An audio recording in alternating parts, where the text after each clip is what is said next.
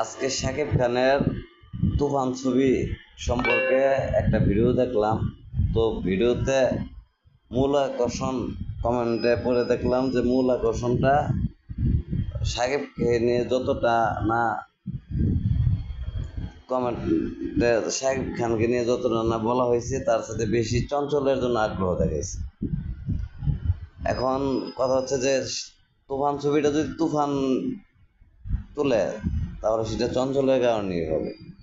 আর নায়িকা যেই থাকুক এখন পর্যন্ত চূড়ান্ত হয় নাই, হয়তো কিছুদিন পরে শোনা যাবে যে নায়িকাটা প্রেগনেন্ট।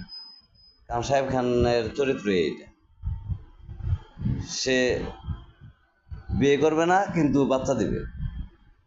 কিন্তু একটা ভালো গুণ আছে যে বাচ্চাটা সে অস্বীকার করে, বাচ্চাটা মাইনে নেয় কিন্তু বাচ্চার মা মাইনে নেয়। কত সুন্দর চরিত্র!